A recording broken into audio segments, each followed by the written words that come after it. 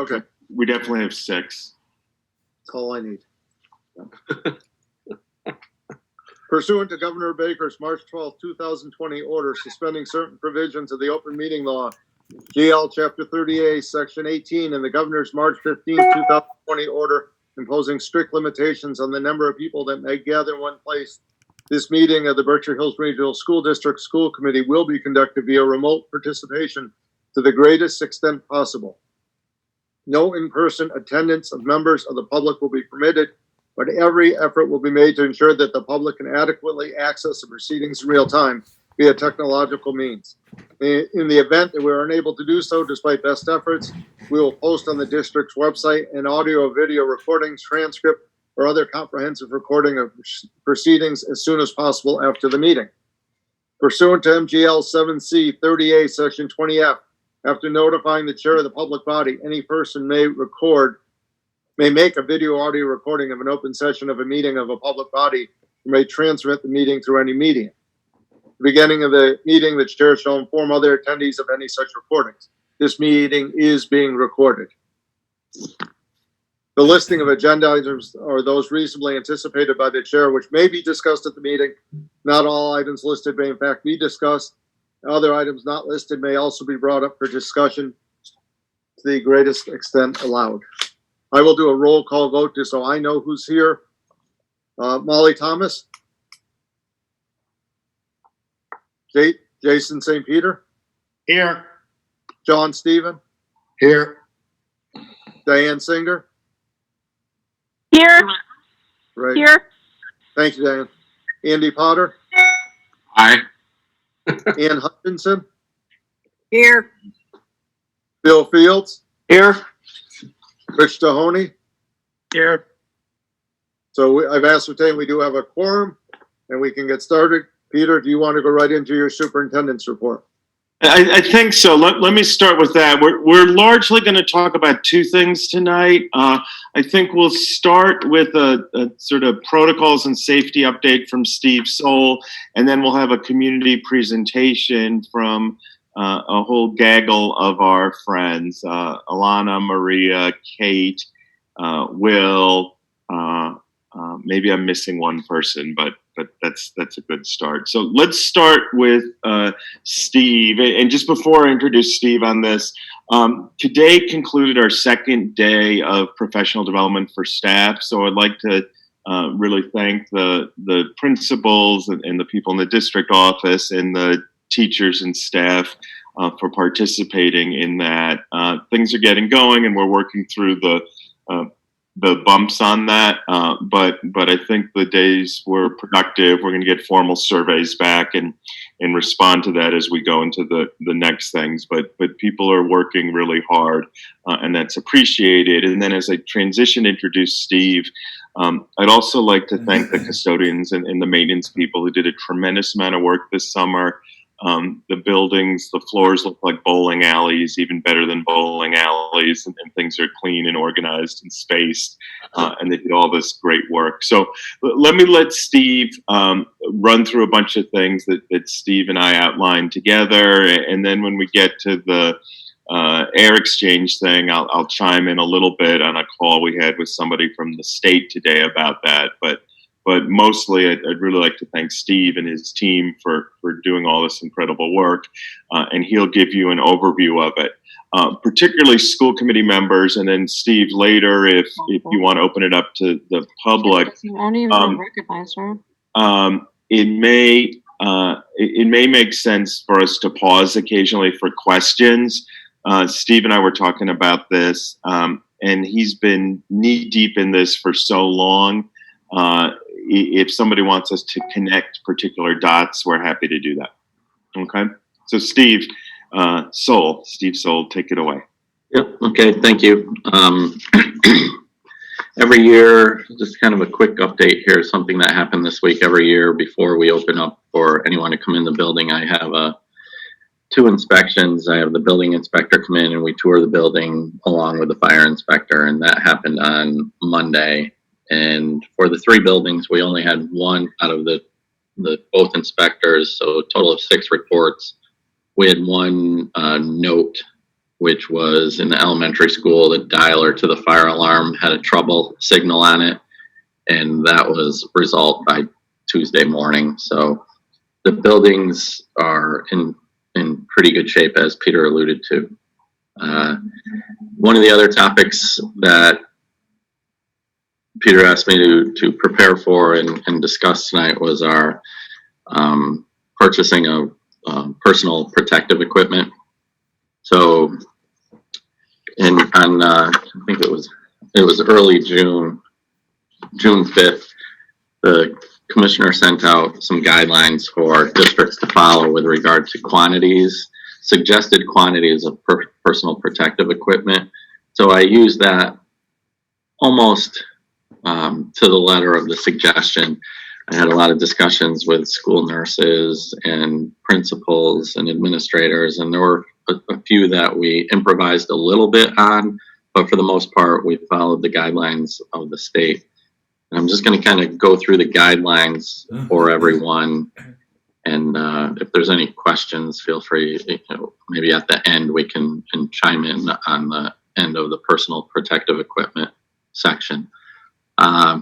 Disposable masks, the recommendation was to purchase 1 per student per week, and then 1 per staff, teachers and other staff members per day, and 10 per school nurse and health providers per day. And these are meant to act as a backup to what students and staff members bring to the school. The suggestion or the recommendation by the state is that everyone come to the school with masks, plural, meaning the one that's on your face and then a couple of backups in case it gets dirty or lost or whatever. There are some backups, but obviously the school district it was suggested that we purchase backups to the backups. So the disposable masks are that. The disposable nitrile gloves, 10 per staff member per week. Disposable gowns, 10 per staff member per week. Eye protection, 2 per staff member per week. Face shields, 2 per staff member per week. And then N95 masks, 10 per staff member per week. Building supplies, hand sanitizers. Hand sanitizer, 1/3 of 1 gallon per classroom per week. Then kind of it repeats the disposable nitrile gloves, which were intended for the custodians and maintenance staff, and there's 20 per week per person. And I think that's about it as far as the safety equipment. And I can honestly say I feel like we are very well stocked in all categories. And as I said prior to beginning, we strayed a little bit, but it was by way of consensus, not just, me thinking, oh, we don't need masks or whatever. So that was covered. And some of it is on back order, and it's just hard to find. I ordered these things in early June, and they're still not here yet. Disposable wipes are difficult to get your hands on. We have enough in district to get us started, probably for a good month anyway. And I was told by my supplier that we will have, I ordered a lot, and we will have them in the next week or two. The gloves are hard to get. We're very well stocked with the gloves. I don't anticipate running shy on gloves for a long, long time. So I feel like we're in very good position for personal protective equipment for everybody that might want something. Another thing that I ordered were 6 tents. Each tent is 20 feet by 20 feet. They arrived yesterday. I can't put them up yet because the tents require a permit before you put it up, and I haven't done not paperwork, it's online, but I haven't done the online work yet. I have that blocked off for tomorrow morning. So hopefully by early next week, we'll start putting tents up, 2 per building, trying to get them close enough to the building to catch the Wi-Fi, but far enough away from the building not to trigger any building code issues that we might encounter if I put them right up against the building. I'm going to kind of go through quickly. I alluded to the fact that we've distributed all of our personal protective equipment, but we've also developed a good schedule for now with regard to shifting some custodial personnel around with regard to which shift during the day that they work. So right now we have 2 custodians working day shift and night shift in both the middle and elementary school. And I have 1 person that has some vacation time that they need to use up. So instead of 5, I have 4 available at the high school. So we have 2 and 2 there too for the next several days. And then we'll have 2 day and 3 night shift people at the high school.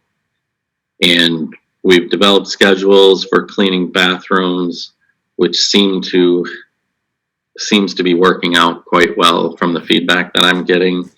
And obviously wiping down spaces that are being used when there's breaks and or at the end of the day. So that's pretty well covered. And the last thing that's on my outline to discuss is the air handling units and the air handling and the airflow in the all 3 buildings. And I'm happy, Peter, I'm not sure what you want to do, if you want to talk about the conversation we had first, or if you want me to describe how each of the buildings operate and what kind of airflow we have. It's up to you. Yeah, let me just give a little context on this. So there's some state guidelines around air handling and air exchange, and they're connected to some other guidelines or reference to the CDC guidelines and the SHEER guidelines. So you can say that better than I can, Steve. ASHRAE standards, right? So we looked into this. We've been reviewing them. They've been a hot topic of conversation. I reached out to the commissioner directly, and he connected me with a guy who was quoted in yesterday's Eagle, Matt Denigan, who works at the state at a high level on this. And he talked through it with Steve and I this morning. And what Steve will do is give you context for it. But the overarching thing around air and air handling is that there are 2 things that are in a relationship to each other. One is the air exchange rate, and that's important. And also the amount of fresh air in a system is important. And then the third thing that's important are the filters. And they all sort of work together. And if you have a lot of fresh air, that's a very good thing. If you have filters with a higher standard, that's also a good thing. Higher air exchange rate is typically better than a lower air exchange rate.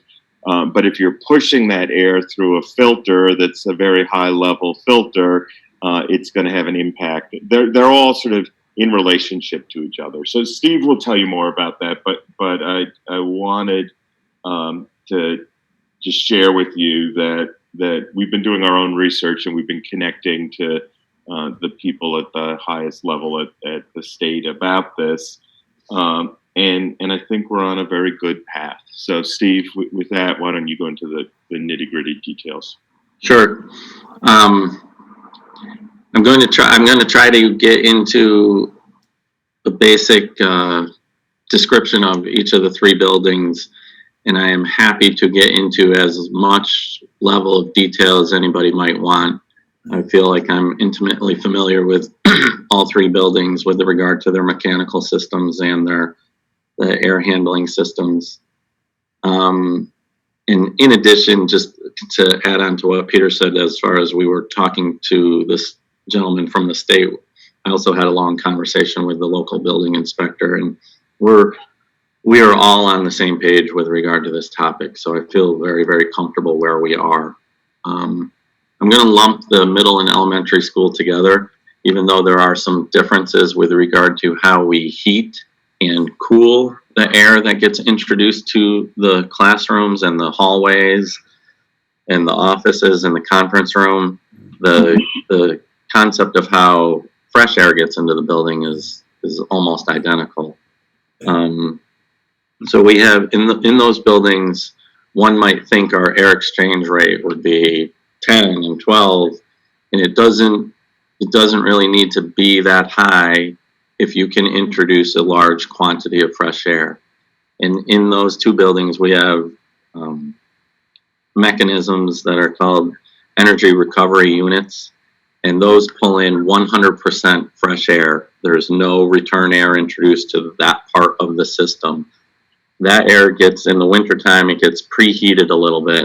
In the summertime, it just gets kind of passed through the ERU, and it goes to a fan coil unit, which is where the rest of the heating or all of the cooling, as it might be, takes place. And in that fan coil unit, we do introduce some return air, but the proportions of fresh air to return air is approximately 75% fresh air to 25% return air. That's going throughout the entire building. Now, I have a HVAC contractor that did these air exchange studies for me, and he's done over 50 public schools in Massachusetts in the last 3 weeks. And he said he would estimate that the average fresh air introduced to classrooms across those 50 plus buildings that he's done this time of year, and this time of year is about 25%. So we're introducing 75% into those two buildings. But when you introduce that much fresh air, you don't really need to change it over as often as if you were to just continue to pump return air into those. Then you would want to change it over to get more and more fresh air into the space.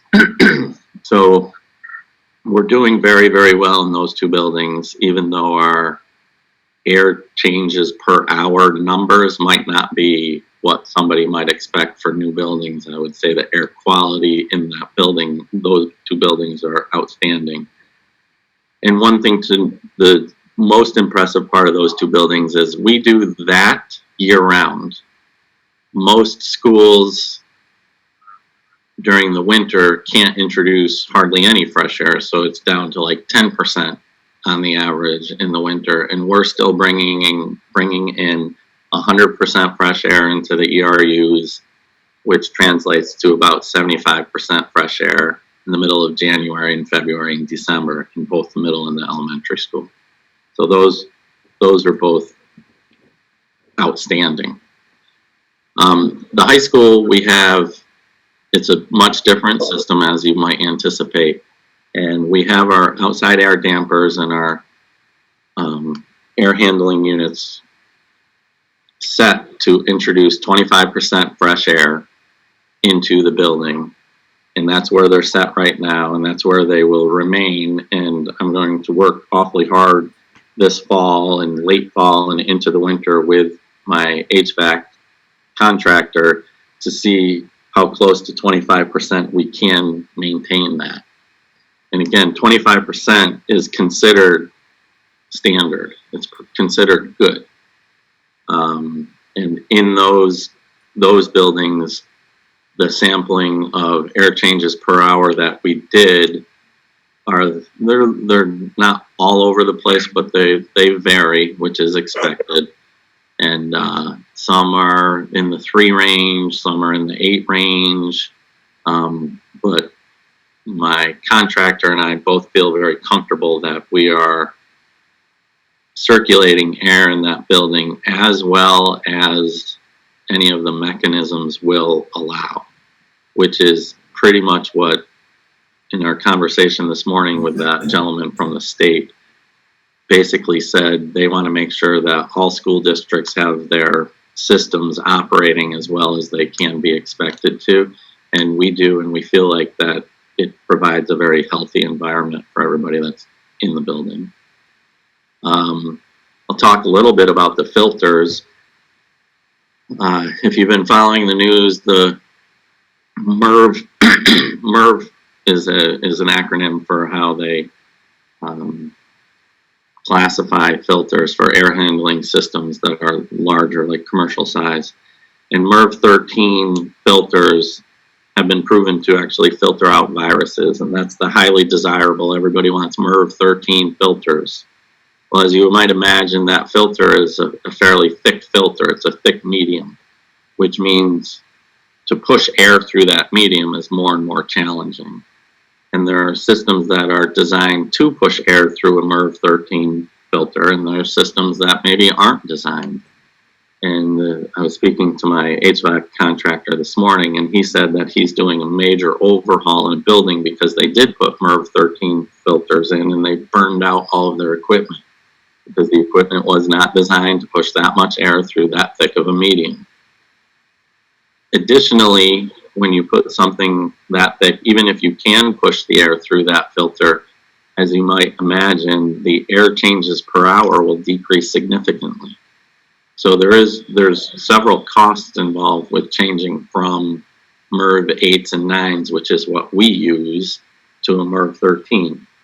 So I've had this conversation with Peter and my HVAC consultant and the gentleman from the state this morning, and we're all in agreement that we should continue running at our systems on the MERV 8s and 9s that we have been, because we know our systems can handle it, and they perform at optimal levels with those filters. So I think that's kind of the summary. I'm happy to answer questions in as much detail or as little detail as anybody might want to ask.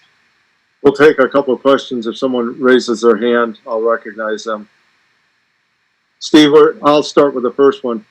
Were there other changes to the building that you did this summer because of the pandemic? Steve, maybe you talked about all the hand sanitizer you ordered. Do you want to talk about how you've distributed it? Yeah, we have, I would say right now we have more than ample opportunities to hand sanitize, and I have quite a few dispensers that are on back order that I think arrived today, but I didn't make it to the buildings today to find out if they did, but I expect them today or tomorrow. Today, actually, specifically. But we have hand sanitizer stations, if you will, at every entryway and throughout the hallway, in most of the bathrooms. And if it's not in the bathroom, it's probably right outside the bathroom. And the concept that I was at a meeting where somebody from Bhrsd Medical Center was there, and he was stressing the importance of wearing a mask, staying socially distant, and hand sanitizing. You enter a building, you hand sanitize. You enter a room, you hand sanitize. You exit the room, you hand sanitize. You exit the building, you hand sanitize.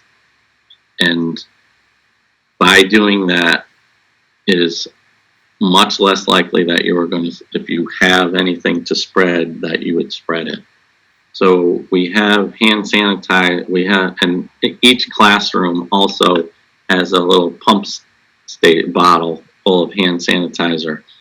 And I will, in case there's some teachers out there that are saying, well, I don't have that. The only reason that you don't have it is because some of the actual pumps that I ordered are on back order, and I expect that those will be in next week. So though you may not have it in your classroom, there's one right down the hall that you can use in the interim. So there's really, if you can't find a hand sanitizing station in the buildings right now, you're trying to avoid them.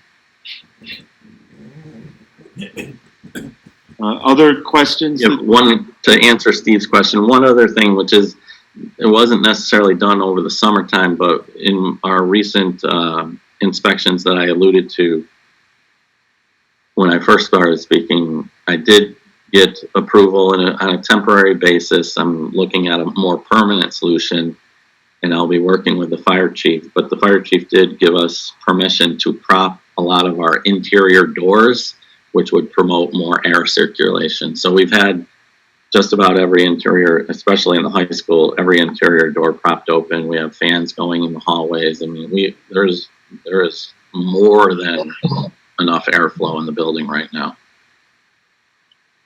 Thank you, Steve. Dan Bouvier? Dan, I think you're muted. Hi, I'm Dan Bouvier. I'm a Spanish teacher at Monument Mountain. Steve, I want to thank you for all your work. I know you have been, I liken it, I'm a Spanish teacher, so my comparison is to Cuba. I liken it to the mechanics in Cuba working on cars that are 40 and 50 and 60 years old, keeping them going at optimal conditions, and you've done a great job. So I want to thank you for that. The one thing that you said that really troubles me, and I'd like to kind of... Dan, this is all the subject of negotiations. And you know we've come to an agreement, and you're on the executive committee. So I'm really not going to get into your problems here now when we've spent hours and hours negotiating. Can I just make one statement? The thing that it worries me about what Steve just said. First of all, the call was for questions, not for statements. Right. I want to ask a question. Right, So- and this is the teachers' negotiations, Unit A negotiations, Unit C, and we've had really good negotiations, and this is going to put a problem into them. Okay. Because they've made a. Okay, I will rescind my question, but I would like to comment that I'm just simply trying to clarify about health and safety. But if you don't want me to ask the question, I won't. No, I really think it's inappropriate. Okay. Steve, I have a couple of questions. Go ahead, Bill. Steve Soul, thank you very much. As you know, I'm on the Building and Grounds Committee and with Diane and Molly and Jason, and we're always amazed at the work that you and your crew do, especially at the high school. I have a couple of questions. Contactless thermometers, have they arrived yet? Honestly, I do not know if they have. I know in my early summer conversations, that was something that the nurses were going to order. It wasn't something that I was ordering because we had decided as a district in the early summer that we weren't going to be taking everybody's temperature when they enter the building, so there was no need for us to get 100 of them. Okay, right. I believe they ordered 9, 3 per building. Honestly, I don't know if they've come in yet or not. Okay, the second question I have is about the Monument Health Office. And as you know, there's only one door, there's no windows. What has been done in regards to that office, in regards to ventilation and air? Because it would be, at least in my opinion, awfully hard to operate where kids are coming in and you have to assess them in regard to fresh air. Yeah, no, I understand that. Over the summer in that room, I believe in the H-wing office, we took down the ceiling that was in her suite, if you will. There's 4 or 5 rooms in that area. We took the entire ceiling down and put new grid work up, and we put a 2x2 drop ceiling in. And in the process, obviously, if you're going to do that, then you're putting in new light fixtures and you're putting in new air diffusers. So we ensured that all of the air handling units that were pushing air, heated air, or just either outside or recycled air into that space, because that space doesn't have any cooling capacity. Those are all put back together and obviously done right, where the duct is tied into the diffuser and duct tape and strapped on, so there's no real loss of air there, or minimum loss of air. We also made sure that the exhaust fan was fully operational. When we took this down, it wasn't, and when we put everything back together, it was. So I would say it's been improved a little bit, but to your point, there are no windows in that area. There's no natural daylight, and there's no ability to open a window to get natural air in there. The protocols for the nurses this year, and I feel like I'm pretty familiar enough with it to speak on the topic, but if you wanted to get into the nitty-gritty details, I would suggest you talk to a nurse. But it is strongly advised that the nurses do all of their diagnosis outside of their office area, or in this case, their suite area. So Rhonda, the high school nurse, will be doing all of her diagnosis either outside her office in the hallway or going to classrooms, and as students come out of the classroom, the teachers are going to communicate with her saying, I have somebody that's not feeling well, can you come down here? And that way we're not potentially contaminating her space. And as you probably know, each building has a room that's designated and will be empty. And if we do have a COVID case or a potential COVID case, that student would be sent to that particular room, and after the parents are called, and kind of wait for their ride to arrive. That's my third question. Where would that room be in the high school? We had that room selected, and now we're kind of hedging on that. So we don't have it picked out yet. I'm not worried about it at all, because to create that room would literally be about a day's work. And we have till October 5th. If we have a potential COVID case now among the staff can drive themselves home. So there is no need really for that room. There is a need for that room as soon as students are introduced to the building, and I can guarantee we will have one designated for them for the high school. Okay, because I was just wondering, would it be the faculty lounge, what is currently now the faculty lounge, or the senior center? Because initially we were considering the senior center, but then there will be a fair amount of use in the cafeteria. So it wouldn't make a ton of sense to send somebody that's potentially has this virus through the cafeteria to get to the senior center. So we are reconsidering that. We have a good idea as to where it might end up being. But I haven't. You haven't. There's two small offices in the nurse's suite. Right. And if that were the case, obviously we would displace the nurse probably into either the faculty lounge next door or the student center 2 doors down. Okay. No, that's my questions on that. Okay. Anyone else?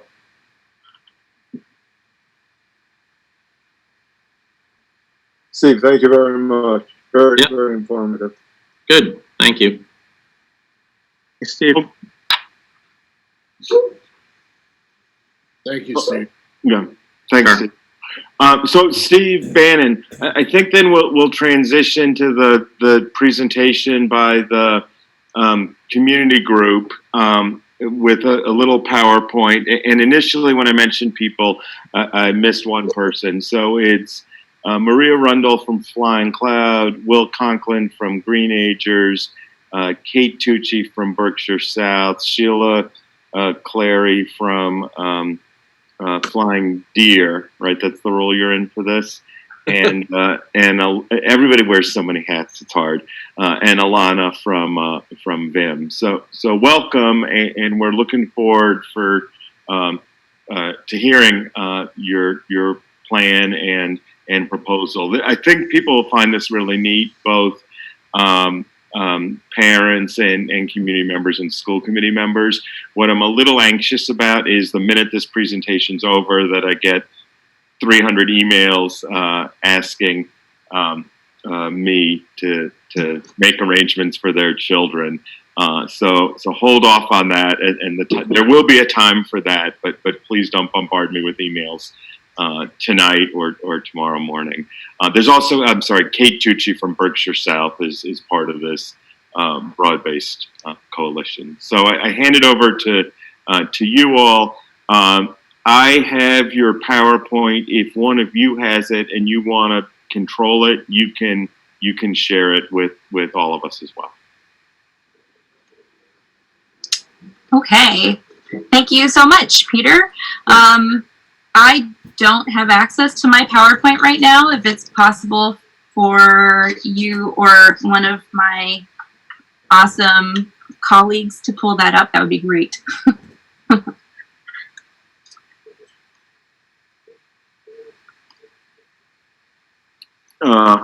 Give me a second. I'll do it. Is we list the entertainment, we list what the vendors are, and that's information. Okay. Oh, good. Yes. Thank you, Maria. Just if all the presenters Okay, would so we'll get if all started. the presenters would just state their name when they start, that'll make So it thank you so easier much the for taking your secretary. time to meet with us. Yes, this is Kate Tucci. I am the Director of Educational Programs at Berkshire South Regional Community Center. Thanks, Kate.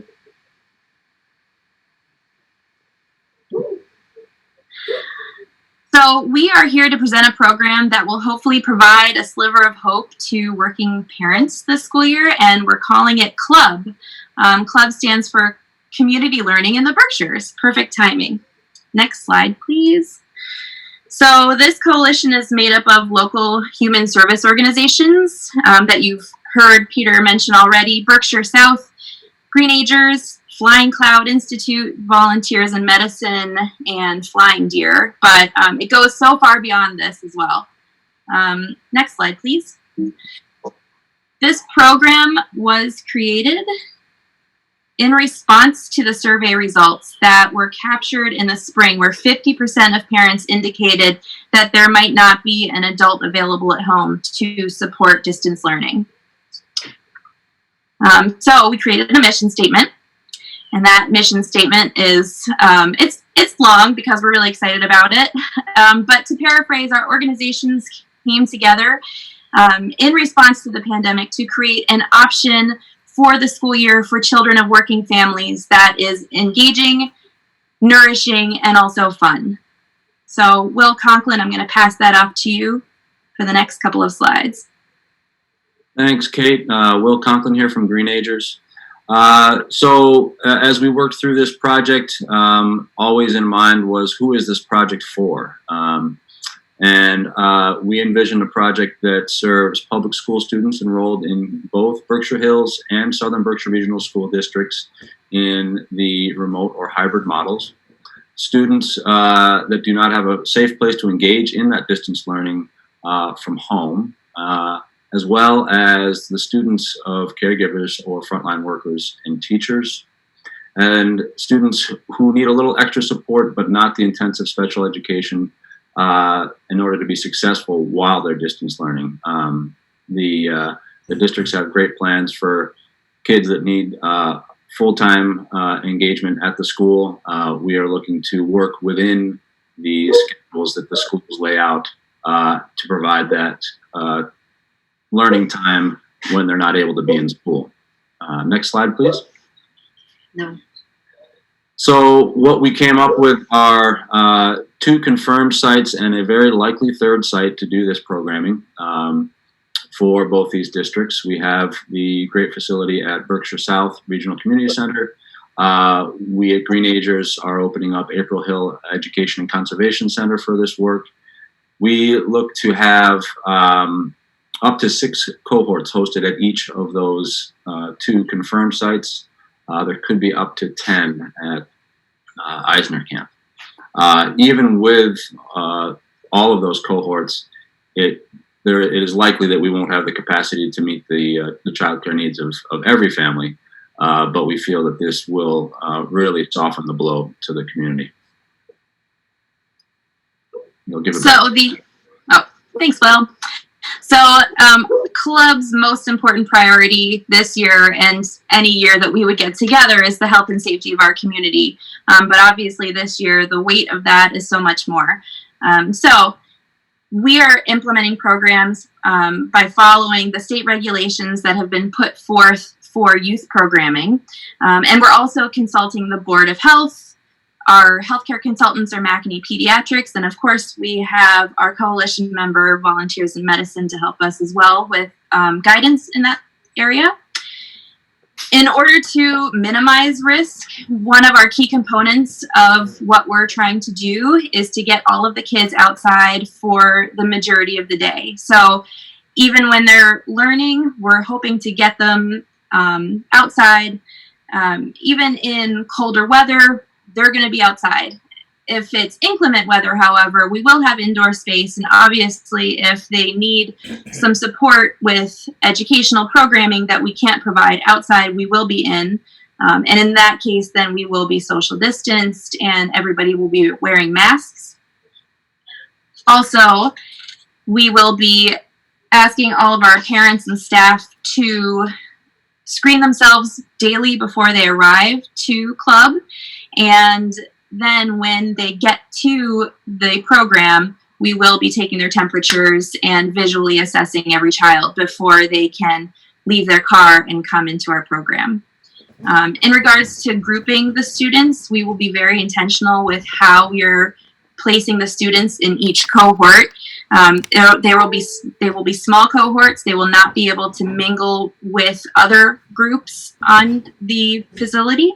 And we will be putting probably mixed age groups together and putting siblings together within those groups.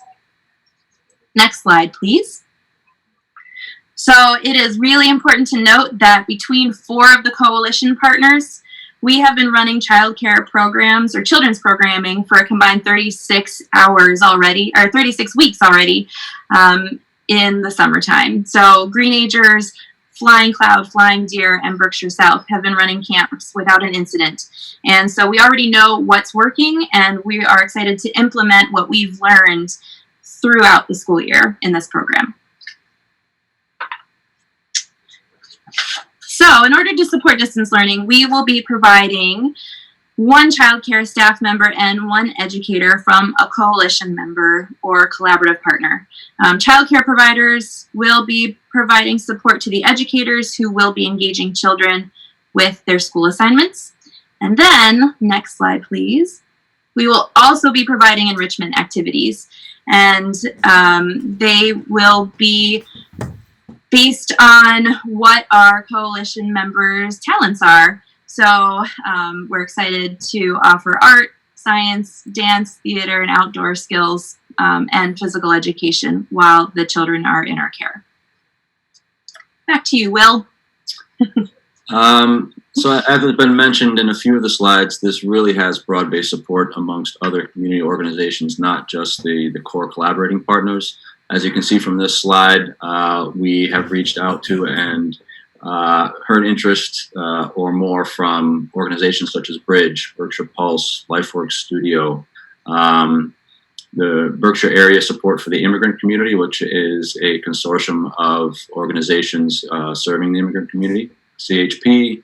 Our representative Smitty Pignatelli is on board and pulling for us as best he can, as well as Department of Elementary and Secondary Education that we've had some good conversations with, and as you'll see from the last slide, they are fully in support of that, and in fact have expressed that this is a model that they're keeping track of and may hope to duplicate throughout the state. So that broad base of support, as well as our other Southern Berkshire school district at Southern Berkshire, serves to give us a broad base to do this work from. Next slide. So what we're hoping to do in partnership with Berkshire Hills is to identify students and families who would most benefit from this program.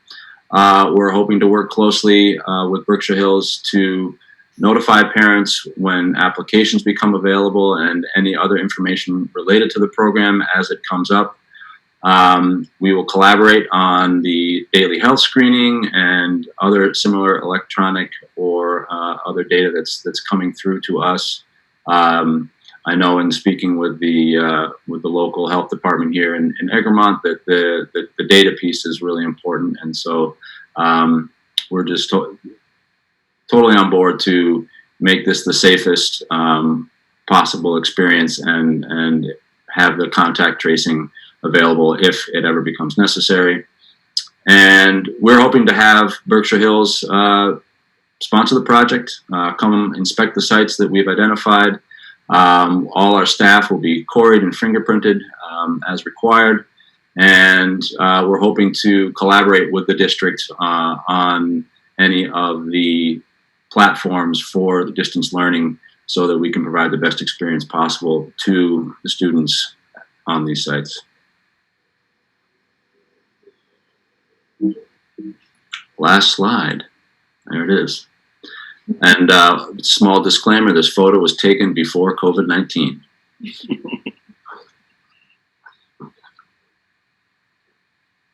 So that's what we have.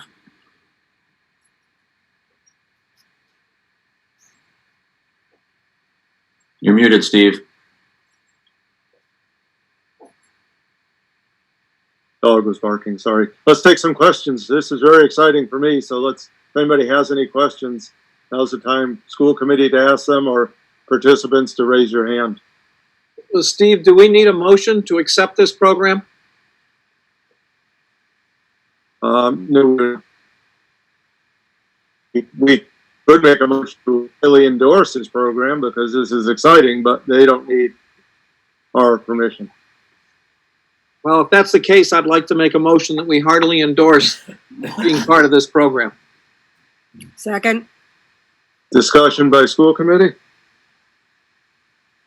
How is it Hearing being, none? how's it, Go ahead, Ann. how's it being funded? Good. Oh, that's a good question. We're hard at it as we speak. We have some actually a fair bit of private philanthropy interest. We in mentioning Smitty Pignatelli, he is working some avenues as well. Basically, it's all coming together, both the planning and implementation. The organizations, the core partners, we've all committed certain levels of funding to get the ball rolling, pivoting certain funds that we'd already acquired for the fall and or just making the commitment based upon what we see as a real community need. But you can be sure that shortly after this conversation, you'll be hearing further appeals to help support this effort. And I think it should be, this is Alana from VIM, I think part of, the third site is the ability to ramp up at that third site is large, but that will be dependent on the funds that come in. My question goes to any of you who have made this possible. And Maria, I know I've emailed you earlier this summer, or you emailed me. Is there any thought about going federal with the two senators and seeing what available funds from the COVID legislation would be possible? This would seem to fit right into that. And certainly for Ed Markey and Richie Neal, it would certainly, I know September 1st is right around the corner, but maybe they might want to get involved with us. They're providing educational services. We should be paying them to do this. And I'm willing to make a motion tonight to do it. So we can cut our own budget down the line. Right. Jason, go right ahead. I was wondering if, Peter, you could give your input since you're the expert that we rely on. We're excited about this possibility. The group got going organically and has checked in regularly with particularly Ben and Tim in their role as principals. The target range, as I understand it, is K-8, not inclusive of the high school. One of the things I often talk about is we need to create a portfolio of options for families and kids. And this doesn't solve all our problems, but it solves a portion of our problems for a particular subset of kids. So I think it's very encouraging and exciting, and I hope we can build and expand the partnership. I appreciate Rich's excitement about funding it. We're going into what's going to be a very tough fiscal year for the district, so I'd urge a little caution before we reallocate tons of money to another project. We've got some of our own issues around coverage, but I think it's a conversation worth having in a careful and deliberate way. And I think that there's the opportunity for local philanthropy, state and federal funding, and there happens to be a lot of emergency funding that was allocated to towns that may not be fully accessed or utilized, that will evaporate, and that could be a whole nother avenue to look at. So I think from a financial perspective, I think we should leave no stone unturned and really work to expand the coalition and build things up. But the quick answer, Jason, is I'm supportive of this. It's interesting. I think there are real opportunities for collaboration, and importantly, what we're talking about is a place and a way to support kids when we're in a hybrid model who would otherwise be sitting at home, maybe in tough times with parents or caregivers not being able to fully support them. So this, I think, could be a really important way to engage and support a small but significant number of our kids. Jason? Oh, no, that was it. Actually, Okay. Some people are raising their hands physically, and I have 6 screens here, so maybe you want to repeat that. People who weren't on previous Zoom meetings, that there's a function to raise your hand, and if you click on the participants, so we don't miss anyone who's on screen 3, 4, 5. Yeah, thank you, because I am not looking for it. Yeah, please, if you're going to raise your hand, please use the raise your hand feature on Zoom, or hit *6 if you're on a phone, and that'll raise your hand, then *9 to mute yourself. So I'll start with, I have 2 hands up now. Annie? Just unmute yourself. Hi, can you guys hear me? Yes, we can. My name is Annie Yep. Alphys. Okay, my name is Annie Alphys. I live at 219 South Street. I have 2 kids in the district. I just want to start by saying thank you. This sounds like an amazing program, and I hope that it sounds like something that we should definitely implement now and hopefully keep when COVID is over, because this sounds like something amazing just regardless. But my question is, if it's safe for this program to run, why isn't it safe for the kids to get back into school? Why is there a difference there where the kids can be safe in this situation, but they can't be safe in the school? This is Alana over at VIM. So this program is going to run predominantly outside, which is a unique piece to this program. But and the kids are not, these are going to be kids who are enrolled in the hybrid model of school. So if kids are in school on Monday, Tuesday, they will attend this program on the alternating days. So this will be in conjunction with, so for the first 2 weeks of remote learning, for certain sites, they might be outside for 2 days, but once the hybrid model starts, this will be alternating with the off when they are in school, but not in the school building. Does that answer that question? Peter, you can add to it. It looks like you want. No. I mean, I think that's a complete answer. This gets going when kids are engaged in the hybrid thing. So we do think it's safe. We just don't think in that context it's safe for everybody to be in school at the same time, right? And then the added benefit of this is that it is outdoors, and the implications of working and learning outdoors are pretty different than they are for being indoors. Megan? Megan, I think you're muted. How about now? Can you hear me? Good. Uh-huh. I just want to start off just a huge thank you to the people that have worked really hard to put this together. I'm looking at Kate, and it's going to make me cry, so I'm not going to do that. But speaking as a mother of a soon-to-be first grader who couldn't engage in virtual learning because his father and I are both essential employees, coming up from just gratitude, and then also how do parents, how do we approach having our kids be involved in these programs? Just wanting to know a little bit more about how that process works, who as parents we need to be speaking to. My son is on the cusp. He has a 504, so he needs additional services, but, he's okay in a classroom. So just wanting a little bit more information about that. And then also speaking as a professional in the community. Sorry, it's beautiful to actually see a community coming together. The John Dewey Academy, if there's any support that the John Dewey Academy can provide, please let us know. We've worked to reopen our high school during this time, so we know how hard it is, and we want to extend to the local community as well.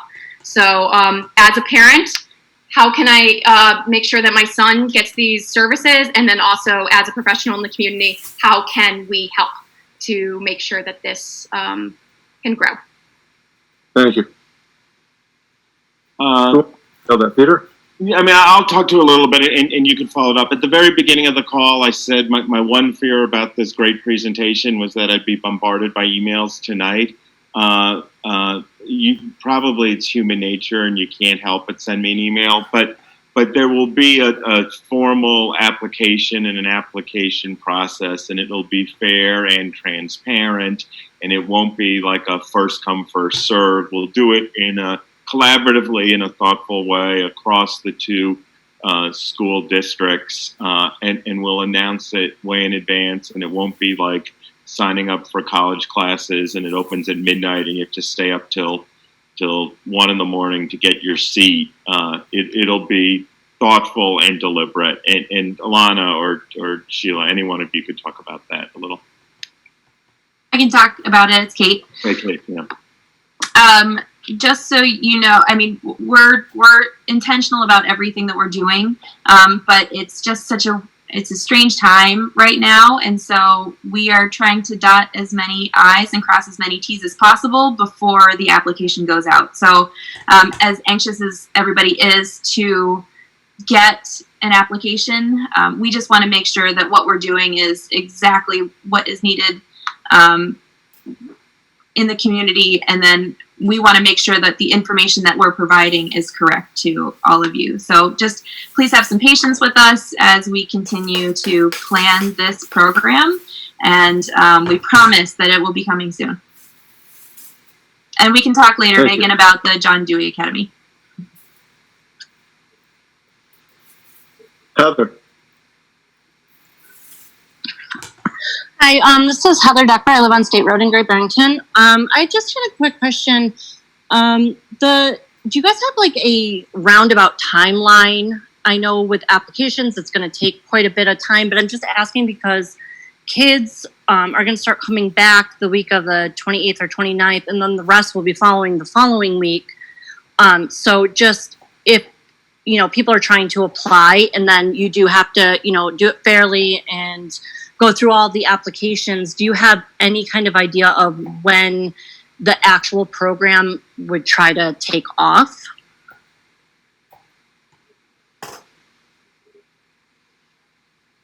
Alana or Maria, do you want to speak? Yeah, so the goal of the first two sites is September 14th.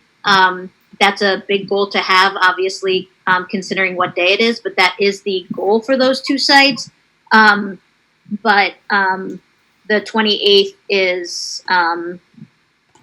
our goal for the third site if it opens. So that's what we're pushing for quickly, and but we're pretty confident the 28th is a guarantee that we should be up and running in at least two of the sites, and hopefully the third.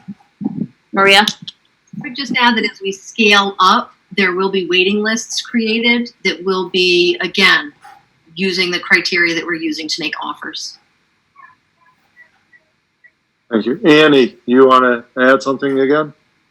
Yeah, I just wanted to clarify. I think that when I asked my question, the answer was that this program was intended to be running when school was hybrid.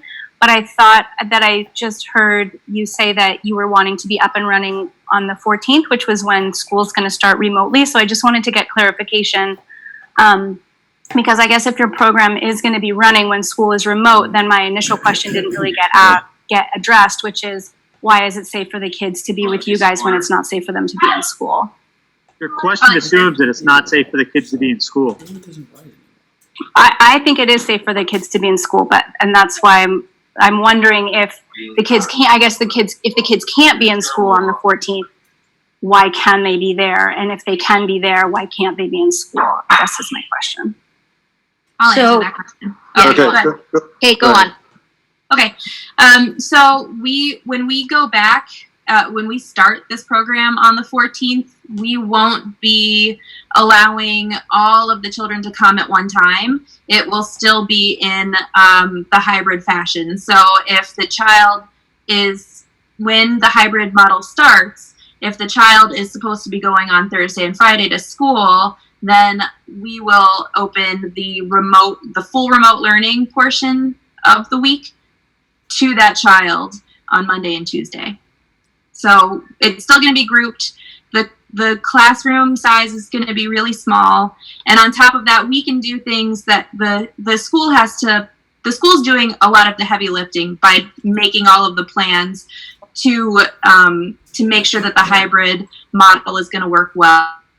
So they need to plan a lot more than we can. So once we get going, we can just go. And then that's why the schools aren't opening right away, is because they just need to make more plans before the hybrid model begins. I mean, I would just also Okay, so we have we've been running in yeah, person go ahead. all summer using the state's guidelines for protecting youth and staff under the COVID-19 protocol. So we have that kind of, we have done a lot of planning and a lot of thinking, but it all happened way back in the spring. And so now we kind of are ready to continue from a place that's a continuation rather than a new beginning. Okay, so we have a motion. Let's take that up first. We have a motion to endorse this program. It was by Bill and it was seconded. Let's take a roll call vote. Molly? Were you going to entertain school committee comment or not? On the motion or? On the motion, yeah. I mean, then we're done, right? Okay, On this- I didn't, yeah, go right ahead. Rich. Oh, okay. No, I was just going to, I intend to support it. I mean, the effort and the thought that's gone into this is inspiring. The people who have been on doing the presentation tonight, and the other people I know who are also working on this project are heroes. I don't believe this should be necessary, but we found ourselves to a place where it is. So I'm just thankful that that this is here tonight and that we're able to vote on it. And if there's, as I said earlier, if there's a funding component to this, I'd be more than willing to make the first motion. Yeah, Rich, I said from the beginning the school should be doing this, and I understand why we're not totally, but I'm really happy that we live in the community we do with people like this who step forward. Anyone else from the school committee? Roll call vote. Molly? You still there, Molly? Jason? Aye. John? Aye. Diane? Yes. Andy? Yes, wonderful. Ann? Yes, great. Bill?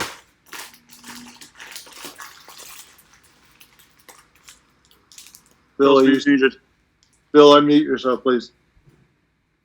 Yes. Thank you, Bill. Rich? Yes.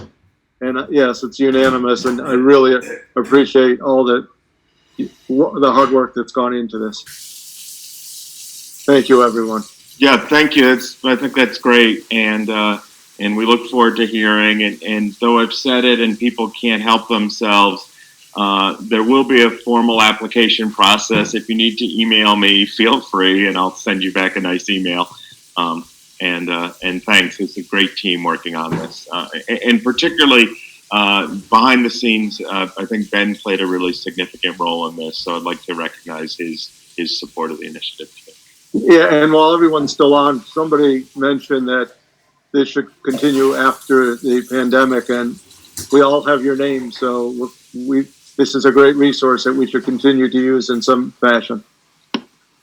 Thank you, everyone, for that. Peter, can I move on to?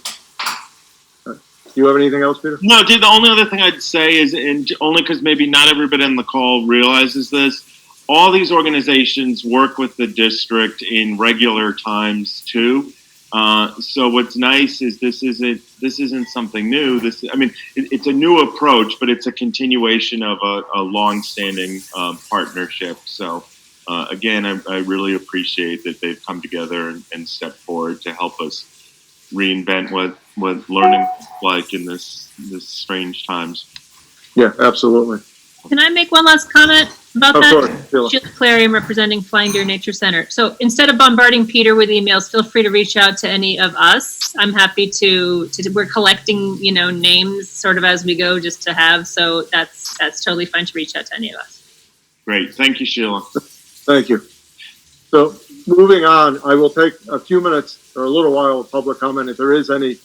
I realize the school committee has been meeting every Thursday, and I suspect next week some of us will be meeting 3 nights, if not 2, whether you're on the negotiating team or not.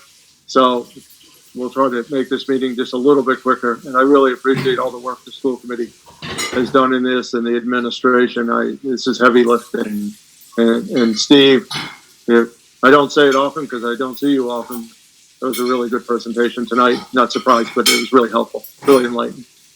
Any public comments that want to be made? And while I'm waiting to see if any hands go up, people are always asking. The height of tonight, we had 91 participants, which is pretty good for our meetings. I don't see any hands up, so I'll ask the school committee if they have any last thoughts before we adjourn. Well, Steve, if I can jump in with that 91 participants. Yes. And the week before, what, 150? Perhaps the week before is 279. Perhaps this is the way to do these meetings. Because how many times have we been sitting in a room in a school library with like 0 people? Alone. Oh, yeah. So, it might be something to think about. Well, Eileen has kept us company sometimes. I think, Andy, you're right. We got to give it some thought because I think a lot of the meeting dropped off started when the meetings started being televised regularly, but that provides no interaction back and forth. So this kind of is a good combination of the two. Yeah, maybe not all the time, but frequently. There's silver linings behind every cloud. Thank you, Andy. I've thought about this a lot, and I don't disagree with you at all. As a matter of fact, trying to figure out if there's a way to do this both in person and Zoom. And I hear that that's a little bit of a challenge, but hopefully we can figure that out, or someone else can figure that out, and we can borrow that idea. I was going to, and Steve, along the lines of that, I was going to ask about the public hearing, because earlier when we scheduled it, it was mentioned that it could be run on a town meeting basis. Has that been scrapped, and we're definitely going to go Zoom for September 3rd? Definitely going to go Zoom. There's just too much to do and try to get that done correctly. So we're definitely going to go Zoom. We've proven that we can do a Zoom meeting with hundreds of people. And is it ideal for a public hearing? No, but I've run probably a half dozen public hearings now by Zoom. So It can be done. Okay, fine. And Bill, from a cap perspective, we have 500 on Zoom plus an unlimited rollover to Facebook. So if 1,000 people wanted to participate, we could handle that easally. Okay. And just to be clear, though, we're going to keep that agenda just for the naming of the middle school. Well, so while you bring that up, Rich, there may be 1 or 2 other things, but what's come to my attention, and you all got a doodle poll today, is that we have to, hopefully, if we have the agreement with the teachers, we want to ratify that, and we're going to try to do that on Wednesday night.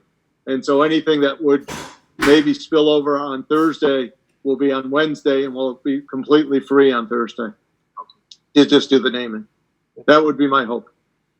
at the very least, we should do the whole naming issue, public hearing, close that, finish that, and then any other business be at the back end. Absolutely agree. That is my intention, and right now, the only thing for sure that would be on Thursday, if we don't meet Wednesday, is a final reading of the mask policy. Right. There may be a couple other things, and that definitely the public hearing is first, and we'll go to its completion before we take up any business.